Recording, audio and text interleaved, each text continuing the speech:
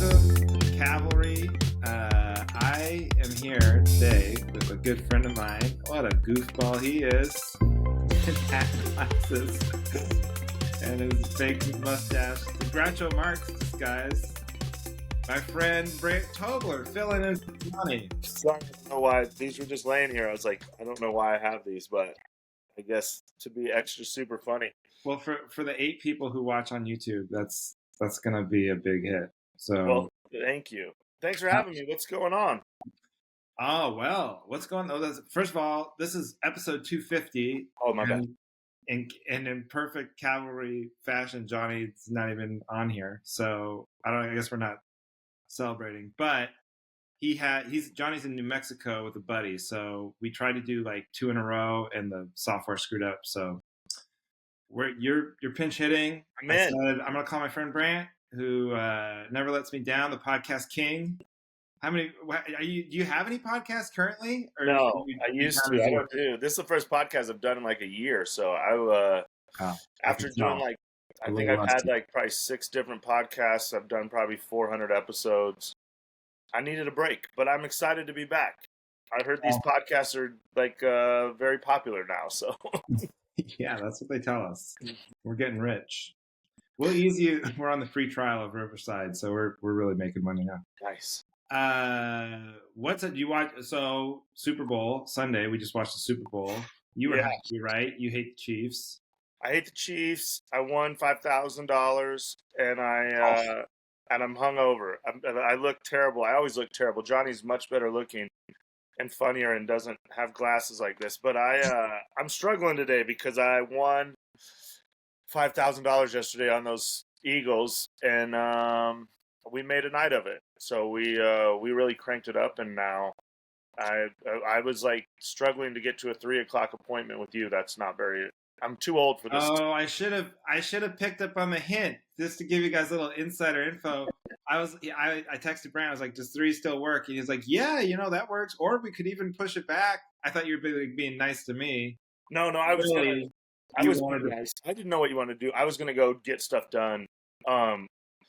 It fell right in that window at 3 where I was like, I can go do stuff or not. So I was like, if you pushed back to 5 or 6, I was gonna go be productive. But then when you said 3, I was like, I'm gonna order a cheesesteak with my winnings and sit here on the couch until it's 3:00. So. That's a hell of a cheesesteak. Oh man, it was good. I felt like I owed it to the city of Philadelphia for winning me money to get and that was a good cheesesteak though. It's a good Philly spot. So let me ask you a question about these bets, because you've been very, now from someone who follows you on Instagram, it seems like you've been extremely lucky lately. Like it's been a lot of winners. And then yes. I saw you address maybe some haters who were like, "Oh, you only post the winners, whatever." But like, of course you only post the winners. What kind of idiot is like, "Hey, here's a ticket. Here's my Powerball ticket that was off by 6 numbers." Yeah. Like, that's not interesting. I know. It's just so people are just haters, but it's like I'm a very good gambler on Sundays. So this is 3. I won 6,000 3 Sundays ago, and then 6,000 again 2 Sundays ago, and then I won 5,000 yesterday. Now I gamble every day, so I lost the days in between. But like you said, why would I? It's just stupid. People are like, and then it's just like, oh. So then I just got upset because one time I was going to win a big bet, and then the guy just didn't play. Like I was like, here, you guys happy now? This is like the torture of losing, and no one. Right. It's just you people, these people. They're just haters. How do you keep track? Like, you feel like you're up? Oh yeah, a year. Yeah. So I usually bet probably $200-$300 a day. So I'm up. So in those 3 weeks, I won. So let's do the math. So I won like 17,000, and then so those other 18 days, I probably lost $300 a day. So that's 54. So I'm probably up like 12,000 this month.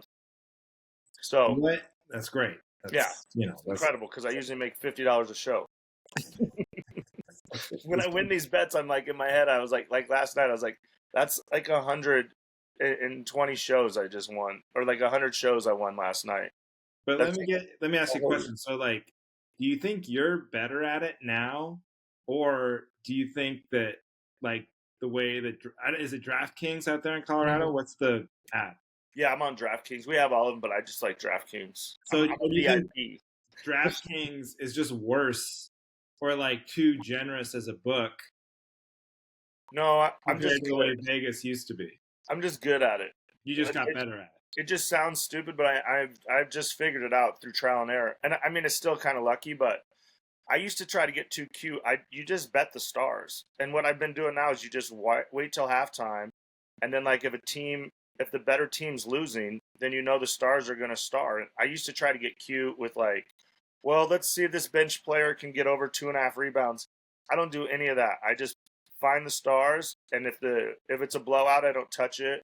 And then at halftime, if it's a close game, the stars are just going to star in the second half. And then, like I liked Philly yesterday. So what won me to 5,000 yesterday, I had Philly to win, and then I had Devontae Smith to get 50 yards. And I had some basketball stuff before, but I was like, so that cashed a little later then. yes, but I was scared because they offered me a cash out. But then when the Eagles got up so much, I was like, crap, they're not going to throw. And I was kind of sad about it. I was like, dang, this one really had a chance.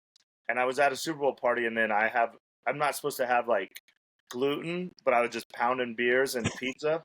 So I had to go poop, of course. So then I went to the bathroom for like 10 minutes, and then oh crap. What happened? Somebody wants some money. Sorry, yeah. You gotta quit posting these winners. Everyone's like, yo, Brandt, yeah. Those are bill collectors. But I'm not paying them. So I'm in the bathroom and then just taking a poop for like 10 minutes. And then in the middle of my poop, I just hear people screaming and yelling Brandt. And I left my phone on the bar. So then I was like, I think I might have won. It might have been good luck. And then, or the guy dropped it. And then when I came out, everyone's like, you won. And I was like, you guys won. Because then I just paid for everybody's tab. So everybody's a winner. He got it all on that one catch. Yeah, so I needed that because I was worried I was worried he wasn't going to get it. But then, I won, and then winning money is so much better than like earning money. And I was with all the Comedy Works employees, and they're broke too. So it's always cool to be able to pick up everybody's tabs. So then I just said everybody at this bar, I got everybody's tabs. So they were pretty happy. What a night. What a Super Bowl. So it's cool. For a game I didn't care about at all. That's the beauty of gambling. It can make anything exciting.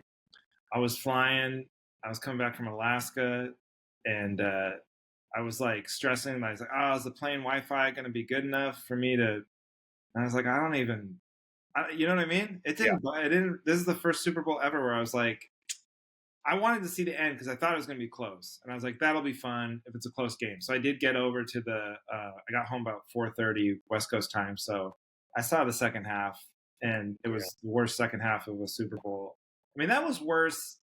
That was worse even than the Broncos Seahawks one. I want to say competitively because even at halftime, you kind of thought we had hope. We had hope until it was somewhere very boring game, but we had hope as Bronco fans. But then we did this kickoff, and then you guys took it to the house, and then we had no hope. But then that score, when Mahomes threw the pick six, I was like, oh, they're just dead. And their offensive line just couldn't block. Well, it really was kind of boring because you're like, well, how would you ever come back? You can't throw the ball. Yeah, they were dominant. It reminded me of being a kid when the Broncos would get smoked. Like the Redskins and the 49ers when I was a kid just demolished the Broncos. I just sit there and cry like a little baby. Yeah. Sports. I know. It is hard to be happy. I like Jalen Hurts or whatever, but it is hard to be happy for these Eagles fans. Yeah, they're going to be so happy. Everybody at the party I was at, they were all rooting for the Eagles. They all hate the Chiefs, and I'm like, okay, I get it. I can be happy for them, but then the second they win, I'm like, oh, God damn it. Now you got to listen to these Eagles fans. But it was the lesser of two evils, but yeah, whatever. The sad part is football is over now. What am I going to do with my life? It's a great question. What do you bet on? So you just bet NBA. I'll bet NBA, and then, but I'll tailor it back because football was, football was the easiest one I think to bet. There's a lot of luck, but football was better because then basketball, there's 7 games tonight. I'll be making a big bet tonight on Luka So I think Luka's going to try to go off in his first game home, but then you never know. They might try to limit his minutes but Yeah. I'll be betting on Luka tonight. I think he's going to go off. It's interesting with football because it's like I'm going to watch anyway. Yeah. It's funny, everybody bets on the Super Bowl, but it's like that's the one game I don't have to bet on. Yeah. Well, the bad part about posting about how much I win is now my inbox are just full of people like, hey, teach me will you tell me what to bet? I'm like, you just don't understand. Like, I bet every day, so I lose. I only post I'm going to probably stop posting them. Well, maybe not, just because I like to show people I won. Why would you ever stop? But I get so many people like, hey, if I send you money, will you bet for me? And I'm like, I don't want to be responsible for your money. Because I was down. Actually, I went on a bad run. I was down like 6,000. And then I won 6,000. I had a rough month of January but I know you just got to keep going or you lose all your money. Maybe you don't keep going. No, that is not the lesson. You just got to keep going. That's how my lesson works. That's like the stock market. That's not. It would work out. I don't have a wife or kids or anything, so just like my hobby. Like I was telling someone yesterday, like, oh, I would have spent $200 if I take a girl out to dinner or something. Instead, I just stay home and order food and then watch sports. Yeah. I should be being productive, but I mean, who cares? Well, you're doing a podcast right now. Yeah. This is good. This is great. And I'll be selling my hats. I mean, everything's good. I know. Tell us about the hats. This is great. So Brandt's my really good friend. If you guys don't remember, he was on the show. We lived together in Los Angeles. He's a hilarious comedian, but even funnier, I'd say, person. But now he's a gambler. Yeah, which is kind of going back to your roots where it all started. Yeah. But then even more, you're selling like vintage. Can we say vintage hats? Vintage is what you'd say. They're. So I was bored. I was just bored. I went to this Goodwill. They have this thing called the Goodwill outlets here. They have them a lot of places, and I just started I started buying stuff off this app called Whatnot, which is a live auction app. So you could just go on there and you can buy stuff and you just bid. And then I was starting to buy clothes. I was like, I'm going to sell these because I realized it's just like half the sales are just performance. So people just want to be entertained. And then I found hats, and then I figured out I could get hats for like 20 cents a hat at these Goodwill outlets because you just buy them by the pound. You pay $1.89 a pound for hats. And then I just got hats, and I started selling them February 17th of last year. And I'm doing my year anniversary show next. I'll do a show tomorrow. I do one show every week on Tuesday for 5 hours. On what is it? Whatnot? On Whatnot. Yeah, it's on Whatnot. So I started a year ago. I'll do my year-end show next week, and I'll go over 14,000 hats I've sold this year. I'm probably the biggest hat salesman in the country. I sell more than a mall or something. Like you for sure sell more than a mall. Like a mall. Yeah, like maybe a mall in 1999 sold more hats than you. Yeah. A mall right now, I guarantee you're selling more hats. Yeah, I mean, I sell more than so. I just do. I just started doing that, and then lids, dude. And now I just love it. It's fun, and I have my friends. I don't know these people because I can't see them. They just bid, but every week I sell the hats, and I usually make about $2,000 a week off the hats, and then and it's fun. The bad part is I have to ship everything. So I'll do the hat show for 5 hours, and I'll go up and make it like a steak dinner, and then I got to come down and package them all up and go to the post office. So it's a little work, but it's fun to go get the hats. Is fun. So and I've learned a lot, and like I said, it's like a good business thing because I pay about 20 cents a hat, and my average hat sales $7. So after the fees from the app and everything, I'm making about $5 a hat. So I'm very lazy, and I drink too much and sleep. Like today is a bad day, but I won 5,000 yesterday. But most days I'll be laying in bed like, dude, you got to go. There's $300 sitting 2 miles from my house, so it makes me go. Then when I get to the bins, every time I get a hat, it's just like picking up $5. And then sometimes I get like, I've sold probably 10 hats for over $150 each, which is wild. What are those 10 hats? Do you remember what they are? Oh, they're vintage. Like one was a Boys in the Hood, from the movie Boys in the Hood. Like I got one yesterday that's really cool. I should grab it and show you. Here, I'll be right back. Yeah. I'll grab. Let me give you Okay. an idea what the. When Brandt's going to get his hat right now that he's going to show us, and then I'm going to show him this hat that I'm wearing. I'm going to see if he remembers where this is from. I was staying with Brandt, and I had left my luggage up in the. Do you remember that? Yeah, my neighbor's still mad at us. Well, why? Well, remember we woke them up because they had a brand new baby. Do you remember that? Oh yeah. They had just had like. I thought someone stole our luggage. Yeah. He thought someone, and I felt so bad. And then I left the bags. I thought I left the bags in the car, and we'd parked out in front. I was like, "Oh my god, someone robbed the bags!" Even though the car wasn't broken into or anything. Turns out I had left them up in whatever town that was near Aspen, yeah. So then I got my bags back. This nice guy, we called like the booker, Mark Masters, and then 2 other people passed him off, and somehow this kid on a train brought my bags back. And it had this hat in there. Oh yeah. And I never knew where. He never explained it. If this was his company, it says Minturn North with a mining pickaxe on it, and no one ever explained why or where this hat is from. But I wear it all the time. That hat won't sell for anything. That's trash. So here's like this one. What about now? What about now that I've told the story? Though? Oh, that's kind of cool. Yeah. But like this is right from like the 80s. A corduroy Roadhouse MGM corduroy in perfect shape. So that'll go probably for 100. Then I got like these corduroys go good. The Seoul Olympics 1988 corduroy. Yeah. This Park City one will go probably for 100 in the corduroy. Look at this Walker Texas Ranger one will go pretty good. Yeah. The TV show. I want that. This is an old school Denver Grizzlies hat. This one I don't know if I'll sell, but that one would go for a lot. This Tom Ford hat sells for like $450 in the store. Wow. And then this fancy watch one goes for like $250. But here's the thing, I start them all for $3 and I just let my fans bid on them. So, and then people are like, why don't you put them on eBay and you could make more money, but then it's more work. So all these hats, I'll just start at $3 and then they just bid up. But they're savvy enough, these fans. Well, what really happens is to bid them up high enough. Like they're not going to let any of those go for like $10. No. So they'll probably all those would go for like at least 100 to 150 on eBay.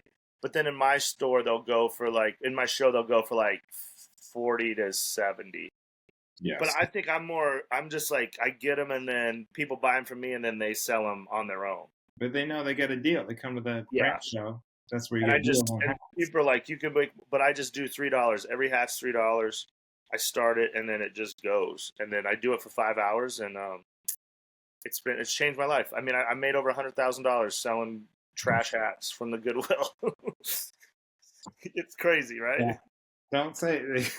I know I shouldn't say that. That's IRS talk right there. Oh yeah, and I pay 0 taxes on any of it. It's all cash.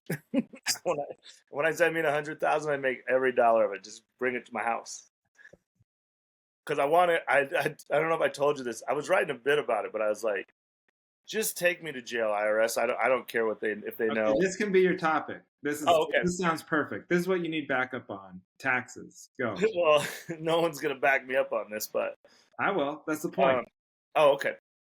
I'm 47 years old. The last time I paid taxes was 1998. Right. And that's actually surprising to me because see, I've known you for a long time. I just assumed you never paid tax. Like by the time you were 18, you were just like, no, my stepdad like did them for me because I was still living like in Cheyenne. But then when I left, I was like, but I was never really making money. Now, part of it was like from the age of 20 to 30, I lived in Vegas. I was a runner for a bunch of professional gamblers. So I worked, but it was all cash under the table. So there's no real, that's the thing. I don't know. There's no real, like, I never got like a check, but I also every day when you bet, and I would bet hundreds of thousands of dollars every day. And when you do that at the casinos, every time you bet over 10,000, they have to make a slip. So I thought I would be in jail a long time ago. But then after that, I became a comedian. But as a comedian, I didn't make that much money. I was probably making about $30,000 a year. I probably would have got money in returns if I did it right. Yeah. But then I just never paid my taxes. And now I'm like, and I had a fiance. She didn't like that, of course, that much. It was kind of part of the reason we broke up, because she's stupid. And then, but I'm like, if the IRS came and got me now, I would just go to like some prison country club, like a country club prison for like probably 8 months or something. And then I would quit drinking. Obviously, I'd get sober. I don't have a bad drinking problem, but I'm just fatter than I want to be. I'd like to lose some weight, but I like to go have fun. And then I would just write another book. And then when I came out of prison, I would be able to go on all the big podcasts and talk about prison. And then I would sell a ton of tickets because I was in prison and everyone's like, oh, Brandt's out of prison. Let's go. And I would have all kinds of new material that's different than all the other comedians talking about planes and like Trump or what. I would have my own prison. I'd have an hour set on prison. Yeah. And okay. You're saying, if I'm hearing this correctly, you're like, I'm in the perfect position. Either I A, don't pay taxes and they never get caught. Yeah. Or B, I get caught, they take me to jail, and that improves my life significantly. That would help my career so much. It would skyrocket my career. I love it. Because if let's say I had an 8-month sentence, the last 3 months I would have somebody on the outside like, hey, Brandt's getting out. I'd have him setting up podcast stuff. And then I would just come right out of the prison just with stories. And then while I was in prison, I would just write another book. I wrote one book and then my second book's almost done. And I have a third book that's like I have third and fourth book that are just started, but I like to go sell hats and goof around. Yeah. But if I was in prison, then I would just write books and do push-ups and shit. So then I just come out hot and with a bunch of material, and then everybody would want to see me because I've been in prison the whole time. This is like, there's so many of these like bullshit wellness, self-improvement, self-help programs. You're just like, just get incarcerated. Yeah. Just go commit a crime. Either get caught or don't. But either way, you're better off. Well, it depends on the crime, because I would just go to like a foo-foo. Yeah, prison. They're not going to send me to the real. I would just be networking with other successful people that got in trouble. You know, so I would just meet like smart people that had like, you know, Doge coins or like pyramid schemes, and those are smart people. Then when we were in there, we would connect our corrupt brains into something maybe good. Your LinkedIn would just be, you know, popping. I just don't see the internet access. But when I tell my fiance that, she didn't like. She's like, "That's not a good plan." I only see one loophole. With your plan is if they catch you and they don't send you to prison, because I think what happens is they don't typically send you to prison. They would catch you and then just like either garnish your wages or. Then I'd just move to Costa Rica. Even better. Yeah. What's better than living in Costa Rica? I'd move to Colombia and just be in Medellin, which is like a beautiful Colombian girl. And then or a bunch of Colombian girls. And then I would just chill on the beach, and then I would. You'd be like, they wear hats in Colombia, right? Yeah. Well, I'd figure out my dad was in prison the whole time I was a kid. I think part of it's heredity, that my brain. Like, I've never done a drug. I fought that off because everybody in my family does drugs. My dad was a drug dealer, but I hear people like say like they were just born into drugs and they have to fight off every day not doing it. My brain is just corrupt. I have to fight myself from wanting to do crimes every day. But if I was in Colombia, I would just connect with like drug lords, and then I would be like, let me show you a different side, because I just think different. I'd say we can make more money as criminals if you guys do it, because most criminals aren't that smart. Just go network with some. Yeah, I was just like, hey, I speak English. We can make more deals happen. Well, you know, it's I don't know. Or I just go to Costa Rica and speak English. Every little resort needs someone to speak English, and right. The only problem is I just want to be a dad. The problem is if I finally get someone pregnant and then become a dad, and then the IRS comes and I'd be in trouble. But so yeah, do you think there's like, because like I don't think your tax liability would even be that first of all, I'm pretty sure they only go back like 7 years max. Yeah. You didn't make any money for like No. 5 of those years, probably, No. right? Especially that they could prove. I mean, I made a lot of money during COVID, but I think I dodged that bullet. Yeah. Because I was getting money from like 3 different states. And they were just, I mean, I had so much money. I had the day before. I hope that, you know, now we're confessing a lot of crime. I mean, you really are trying to all the companies got, you know, Tom Brady, they gave him millions of dollars. Yeah, so I don't know. No, they don't want to investigate that too close. Yeah, that's what I used to tell people. I was like, what are they going to come get me? I don't have anything. I have hats. You think the IRS wants some hats? What are they going to seize from me? I always assume they have bigger fish to fry, you would hope. You know? Yeah. Unless they want to make an example out of me, but if you're going to do that, then send me to prison. You're ready. I'm ready. I would just work out every day. I would not drink, obviously, and then I would eat better. It's sad that I would eat better in prison than I do. I mean, I just eat garbage on the outside here. So I think my body would be like, oh, this is great. No gout flare-ups or anything. There's no like booze or no like shellfish in prison. I would just be like, yeah, they don't do that. They got rid of the crab legs. Yeah. I would just come out a better man. I don't know. A lot of people would say it's not a good idea, but I don't know. I mean, I would be a little worried about you, but it could be stressful going to prison, you know? Like, my clothes, or what do I do with my stuff? Let's get a storage unit. I sell it all. Sell it all on Whatnot. And so I have money. I do one more big show. Everything's got to go. What do you want? You need a beanie or something? Let's go. We sell everything. Everything's sell. What do you need? A John Elway bobblehead? $3. I mean, you know what's crazy? Okay, I don't want you to go to prison though, because then we couldn't hang out. But what I would say is like, you. It sounds what you're describing. You're like, oh, I just sell hats, and you always say it so casually. I just sell hats. And I may change my life. I make all this money, but it's actually like a pretty good. Like it's a lot of hours go into the selling of the hats. Like you just said, the show lasts 5 hours. You got to scour the bins. It takes some expertise, and then you got to ship them. Yeah. How many hours a week is that? Oh, I do like 40 at least. Yeah, so it's like a full-time job. But I like it. It's like that stupid thing that they always say, like, if you do something you love, you'll never work a day in your life. So it never feels like work. Because like today I was supposed to go, but I just didn't go. But I might go after this interview's over. But it's always fun. Every day is better because you never know what you're going to get. So you just show up, and then there's an excitement every day. Because, I mean, I get all kinds of clothes and other stuff that I sell on eBay or like sell. I find a lot of stuff. Now I know what I'm doing. Yeah. So the excitement of driving there every day is so fun. And then on the ride home, you realize, God, I killed him again, because you pay by the pound. So I'll just have a 40-pound bag. So what are you making? What do you average a month on hats? Like 10 grand? Oh, yeah, probably 10 grand. And then with clothes, probably another 4 or 5. Okay. So let's say 15 grand a month.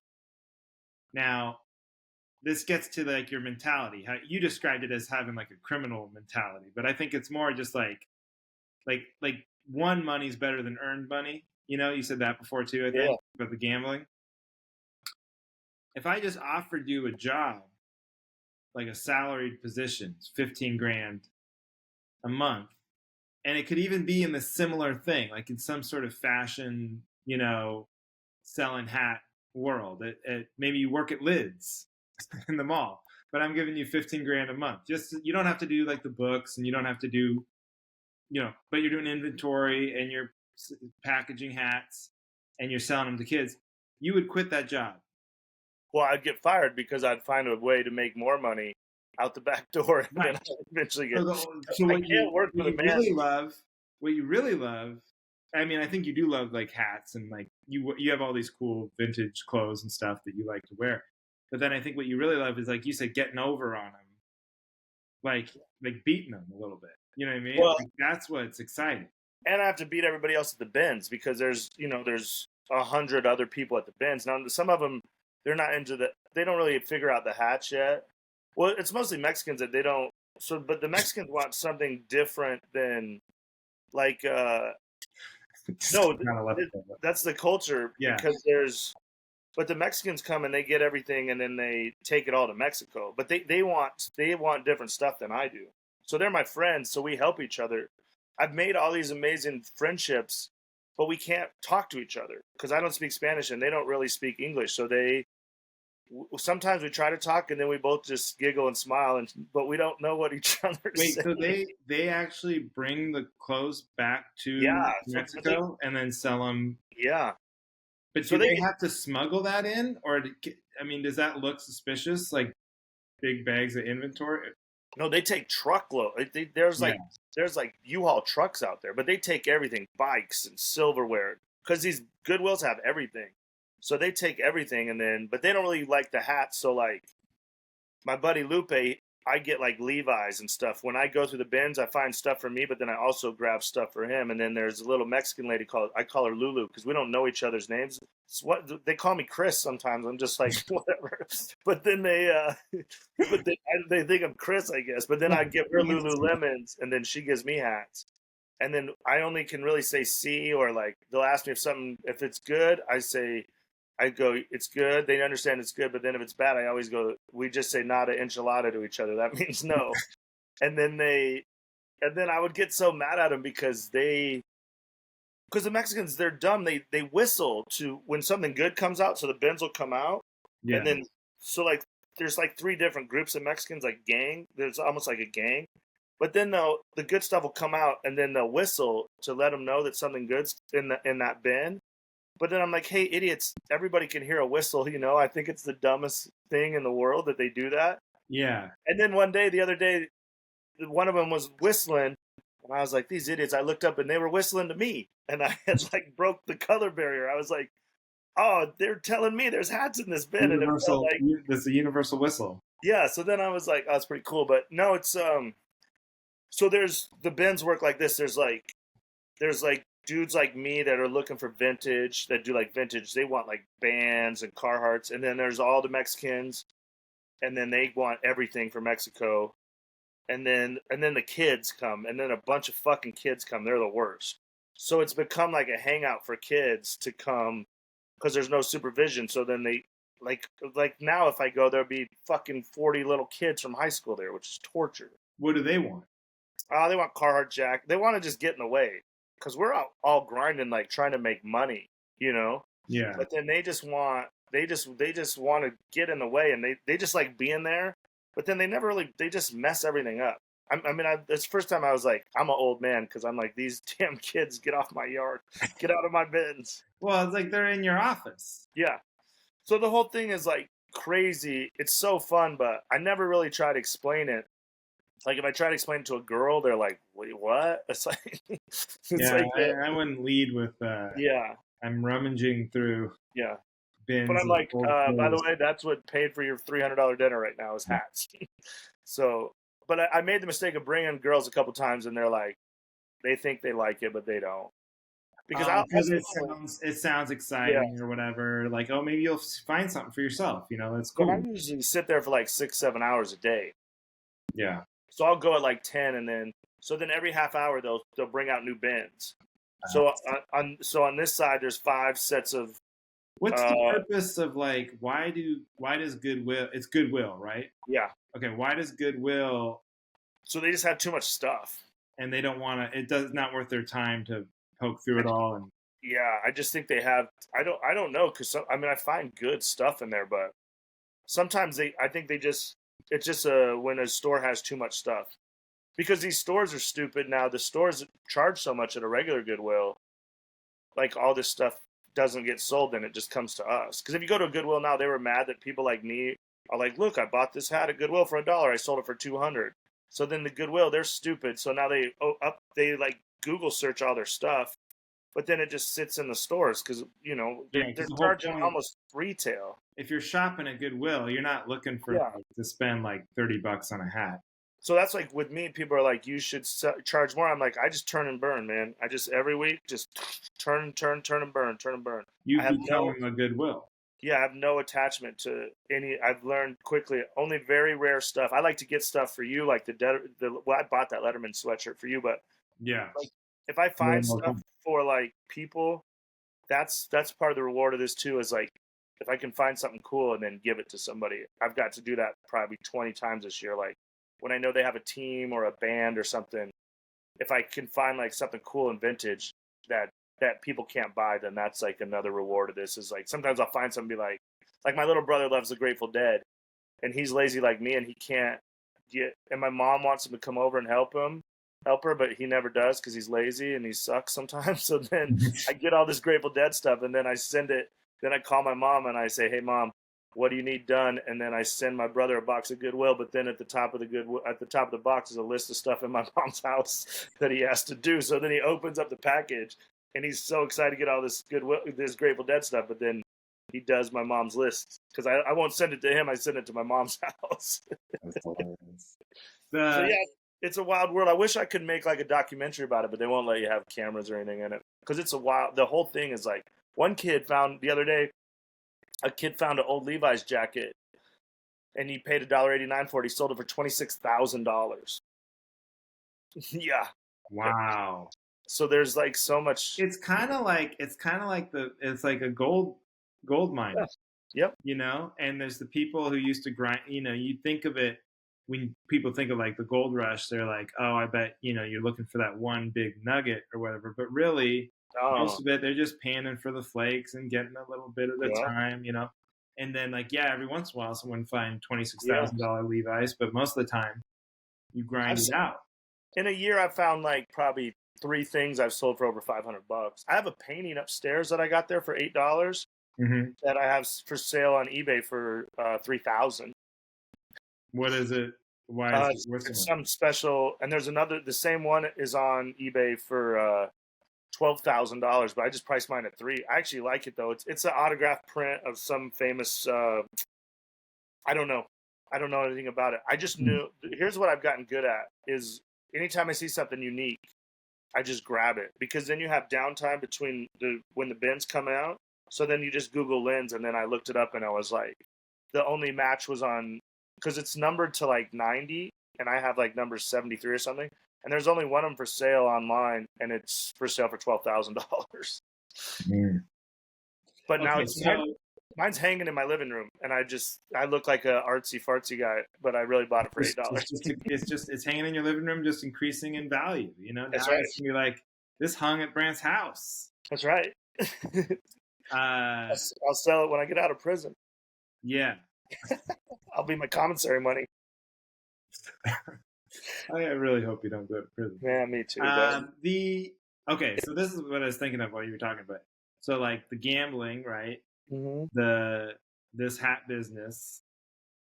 It's like I think it's like pretty clear. Like it's about like winning a little bit, right? It's like getting over on the book, getting over on Goodwill or whatever. Do you think like when it comes to comedy, like how you do it or your actual wanting, does that tap into that same mindset, or is that just like a completely different part of you? It's just like a whole different thing, really, because I'm not really super competitive in comedy because I don't think it's like productive, I can't really control. I mean, comedy is so luck, I have all these stories. All these guys have huge podcasts, but I did them all before they got famous. I did Segura's 3 times. I did Bert's. I've done all the big podcasts, but when these guys were losers. Yeah. So if I did the podcast now, I would be famous, but I can't control that. Like, I can kind of control this. I can't really get over in comedy. You're either good or you're not. I can't cheat the system in comedy, really. I can like buy followers or stuff like that. I've tried, but comedy is more, in the end, you just got to, the cream will rise or whatever the phrase would be. But so I can't really cheat comedy. But do you think that that's more true now? Like that it's like a true meritocracy or whatever? Because obviously it's more about, like you said, like you can just, if someone's like, hey, do you think this guy's any good? You could literally Google them for 2 seconds and you can just see numbers next to their name. It tells you whether it's a smart idea to book them or not, right? Whereas like in the old days, there would be these sort of tastemaker people who worked for Gersh or Comedy Central or whatever, and would go, I think they've got something, you know, and even if they're not going to draw now, they'll like put their weight behind them and push them out to clubs and stuff. So like you can't cheat. Is it you think it's like harder to cheat the system now than maybe even before? Like in the old days, maybe you could cheat the system more because it's like you could just charm the right person or like. Yeah. Well, in the there's ways to cheat the system now. Like it's gotten back to better, but when we were going through like a big diversity thing, there was people cheating the system, not really knowing they were cheating. They were just getting like diversity bookings when they weren't good enough to be. That was, I don't know what they call that, cheating, because they weren't calculated. But there's plenty of times for a while, especially here in Denver, where they're like, they were more worried about what the poster looked like than what the show looked like, which is, I don't know if I'd call that cheating, but I will say there's kind of cheating. Like this Kill Tony thing's kind of a cheat code because they're not that good, but they kind of cheat the audiences, and it's not their fault. You know, like we've had 2 of them come through, and they sell out every show, and they're not very good.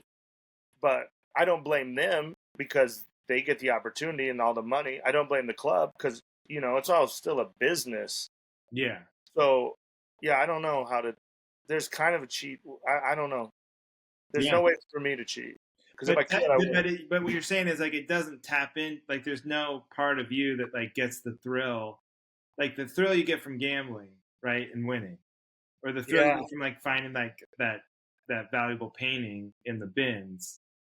Like comedy is more like, it's almost more like pure in the way, like I'm sure you get a thrill when you write a new bit and it crushes.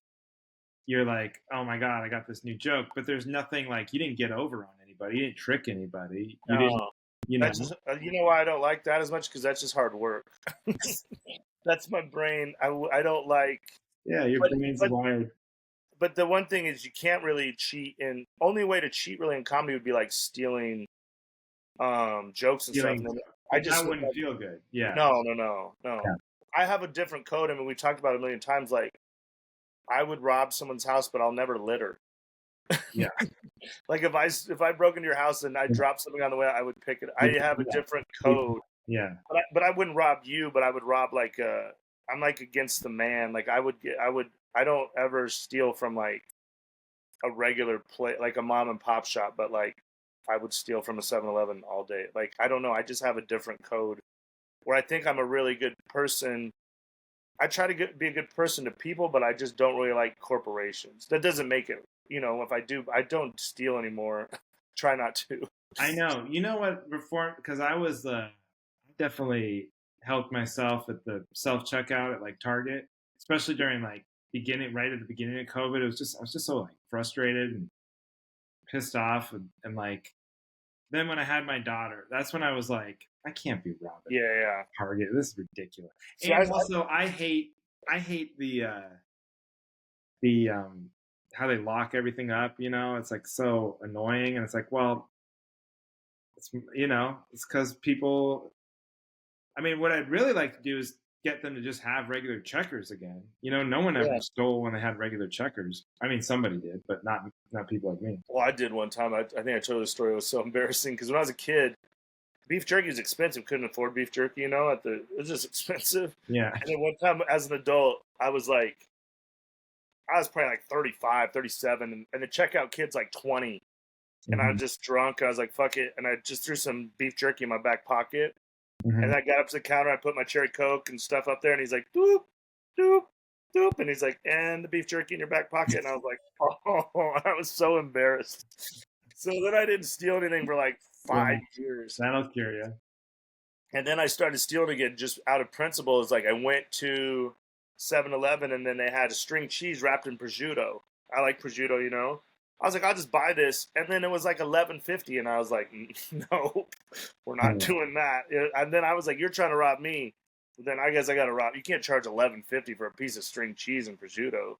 So then sometimes I take it as like disrespectful that you do that. In my own head, that's how I spin it. Like, really? You guys think you can charge this? I'm not. That's why I just want to be a dad, because then I would not do any of this stuff. Because then I don't have anybody to answer to, but I'd never want to disappoint my. Well, yeah, a good thing good thing about having a kid is you don't want to steal anymore and you don't want to go to jail. So if Yeah, you're looking to change those two parts of yourself, I know. That's the thing. If I'm gonna do this jail thing, I got to do it before I have a kid. yeah. Or you could get a girl pregnant if your sentence was like 8 months, you know? So you get a girl pregnant right before you go in, and then when you come out, you got a beautiful baby to look forward to. I've always said that. I was like, I just want to be a dad. I just want to get a girl pregnant and then go on the road for like 2 years and just make as much money as I can, and then come back and forth. But the kid just loves the mom the first like year and a half, you know.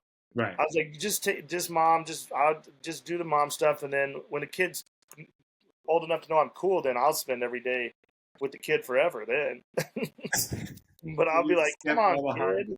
Kid will just be like, parts, mom. The late but night then girls feelings. girls didn't like that. They didn't like that idea either. No, they don't like that at all. I will say, I think about that a lot. Like, you know, my daughter Ginger, she's going through a real dad phase. Like, she, you know, I'm like the favorite. Yeah. And I think part of it's because I leave and I come back, and then I leave, I come back. So then it's like, mom's here all the time. So she takes her for granted, you know.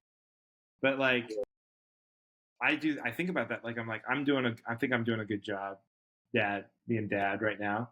But then what if I died today, you know, or Heidi just got pissed off at me and left and took Ginger, you know, she wouldn't remember.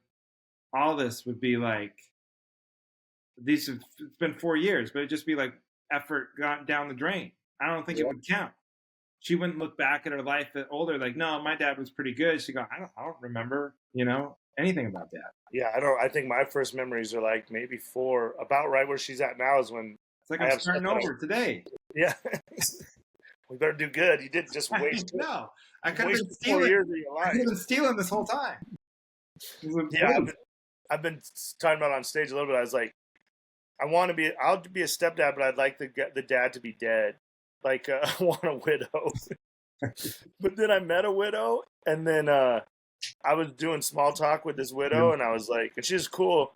And then she went on like a business trip, and then I was like, hey, how was your night or whatever? She was like, I didn't sleep very good. I was like, was the hotel bed bad? She's like, no, I sleep on the floor. I was like, you sleep on the floor? She's like, yeah, I guess her husband died in bed. And then she hadn't slept in a bed for like 2 years because of that. And I was like, and then I just slowly exited the conversation. I was like, I don't know if I actually want to sign up for this widow life. You can't be sleeping on the floor for this. Yeah, especially at my house. I don't understand that at all. So your husband died in bed. You're never going to sleep in I can see not sleeping in the same bed. Yeah, that's what I said. I would get rid of that. The dead. I know, for the hotel bed, I was like. But everybody dies. I mean, that's why they call it a deathbed. Most people die in a bed. That doesn't mean you shouldn't sleep. It's not like the bed is cursed. He didn't die because of the bed. Yeah, or all beds. Like you said, at least get a 2-bed. Because I always worry about like having, because I'm really good with kids, and I'd be a cool stepdad. And then I know if I date a girl and the dad sucks, the kid's gonna be like, Brandt. And then I was like, oh, your dad's gonna hate me. And my dream would be like, if you and Heidi, I don't think we'll ever break up. But like, if I was, and you were the ex, and then I'd be like, hey man, I'm Brandt. You're always dad. I want to sit by you at the games. Like, what do you want Ginger to work on? I would really make a huge effort if I ever became a stepdad to be cool with the real dad, because I do cool shit, and you'd have to be a real secure dude to be like, if a guy like works at State Farm and then she starts dating a comedian and I get to do all this cool, you know, we have cool lives. Yeah. And I'm always like, the real dad's going to be like, I hate this guy. So I've always talked to women about like, it would be really important to me to be like, connect with the father and be like, hey man, I'm helping in this. You'll always be dad. I'm never trying to step on your toes. I'm gonna buy a lot of ice cream and look cool, but I'm never trying to, because I think you make a healthy like thing. I don't want to go to him. You gotta go to him and like, look, here's the deal. I can, you know, I'll be fun. You pay taxes. I'll take them to concerts. Yeah, I'll do all the. That's what I'm saying. I would do all the cool stuff. I'm not a big disciplinary guy. I'd be like, hey man, and just I'd just be fun. And then I would hate for the kid to be like every time they went to their dad's be like, I want to be with Brandt. But that's probably what happened because I'm like a fun kid with money. Yeah. I have extra money. Or if the dad's not cool, then you just got to kill him. Yeah. But, not in a bed. That's right. Kill him somewhere you never want to go. You know, like a library or something. Yeah. It's the Cleveland. Kill him. Never go in a library again. Yeah. I don't know. These aren't probably the smartest ideas you've had on the show, but you know, these are. We've had some dumb ones. Don't worry. Okay. We've been scraping the bottom of the barrel. Yeah. Well, all right. Well, what else? What do you got coming up? Is there anything you want to plug? I'm just trying to finish my second book, but it's not done yet. I'm in Rapid City next week. Vegas, March 10th through the 16th. All right, where's Vegas? Tell them. I'm at the Strat, LA Comedy Club at the Strat. So I'm there that whole week, and then I live in Denver. So if any of your listeners ever come to Denver, reach out, and I'll give you free tickets. I'm headlining Comedy Works a couple times in the next month. Is that week the tournament? The March? Mm-hmm. Okay. Yeah. I think it's the week before because I think it's when all the tournament games are actually there. The Mountain West. Oh, the conference. Okay. Yeah. So I'm there. I always book that week because a lot of Wyoming people come out, which is where I'm from. So all the Wyoming people come out for the tournament. Okay. So it helps my ticket sales a little bit, which always needs help. Tell me about it. Speaking of which, I got a new album. Recording a new album end of March in Portland, right here in Portland at Kickstand Comedy, March 20th and 29th. That's the only thing I'm plugging for a while. So it's important. Tell your people out. Portland, come check that out. Thank you, Brandt. March 20th and 29th? 28th and 29th. You're recording 2 different shows? I'm going to do 3 shows. Over 2 nights? So on Saturday, I'll do 2 shows. All right. It's this little improv theater, but it's a good little room, and I wanted somewhere I could do multiple swings at it, you know? All right. I'm going to try to come support. Yeah. I'll try to come out and hang. I got to look at my schedule, but I don't think I have anything March 20th, 29th, so maybe I'll come see you. Then you can see Brandt, too. I'll take tickets or I'll help with whatever you need. I'll sell hats. Hats. We probably have good Goodwills. I wonder if it changes. Like, you think like the Denver Goodwill, like you get a different flavor at different places you go in the country. No, I've gone to bins all over. We have the best ones I've been to are here, but this. You sound like an embarrassing rapper. Yeah, bins all over. I've been binning. I've been to Albuquerque, Vegas. They're all terrible. We have 3 different ones here. I go to the main one, but one of my bin boys, they left too much competition. They went to Portland, came back, said they're crushing it in Portland. I asked him the other day. I bet there's good bins up here. Now, Heidi and I always talk about like the style up here is horrible. Like people dress like shit and they don't care, but that could also lend itself to some cool hats. Yeah. You know, like that kind of like they probably wear a lot of clothes. I sell a ton of Patagonia hats, North Face. I'm sure they buy all that stuff up there. Oh yeah. I think it's probably similar to Denver. But the thing is, I just sell anything unique, especially in hats. So I just sell them all, man. So if anybody wants to buy a hat, tune in. Download the Whatnot app. I do shows every Tuesday at 3:33 Mountain Time, 5 hours. If you say you're from the Calvary, you buy one, you get 2 free hats of your choice. Whoa! All right. I'll look it up. Come on, Calvary. You might see me on there tomorrow. You know you can have whatever you want. I always want to watch, and then I forget the name of the stupid thing. So Whatnot, I'm not going to. It's on Whatnot, the Whatnot app, and my shows are every Tuesday in men's vintage clothing. And then just search your name. Yeah, it's just under Brandt Tobler, and then it's fun to watch because I do good because I make it like comedy. Because these stupid kids come in and I just do a hat show, you know, and they come in and it's just random. And I have my regulars, but then people come in and they'll just be like, "Hey man, can I get like a Pittsburgh Pirates 7 3/8?" I'll be like, "No, go to the mall, you idiot! You don't just come in here and disrupt my show." Asking, and then I got in trouble, of course, and then we keep a running band count. But these young kids are so disrespectful. God, I sound old, but they just come in. I'll be like 2.5 hours into a show, and I have all my regulars. They buy about 30, 40 hats each every week. But then some little entitled kid will just come in like, hey man, do you have this right here? I'm like, man, go fuck, you beat it, bro. And then they'll start talking trash to me, and then I'll demolish them at that. Then I'll always go, okay, you got one more. You know, we stop the show. I go, okay, come on, say one thing. What my face is? Go ahead, get it out. And then I ban them, and then the chat goes crazy. And I built a good community, man. They're my friends. I don't know. It sounds like a wonderful community, Brandt. Yeah, they love it, man, because we just bully young kids. We're a bunch of adults. I was like, this is an adult show. Yeah. Because I just try to make it fun. So, well, tune into Whatnot. Come to a show. Mainly go see you in Portland. That's what matters. Yeah. All right, that's it. Thank you, buddy. I love you, buddy. Thanks for having me on. Pinch hitting. Yeah, anytime. See ya. Unless I'm in prison. Next time. Bye.